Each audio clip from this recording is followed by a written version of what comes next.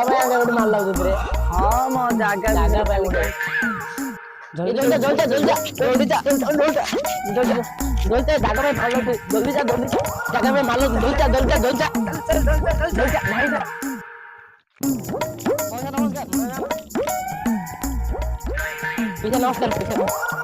ନମସ୍କାର ନମସ୍କାର। ଏ ଯାକି କଥାରେ ବାପା ଗୋଟେ ଆଡେ ଅଛି ପିଇସା ଆଡେ ଯାଉଛୁ।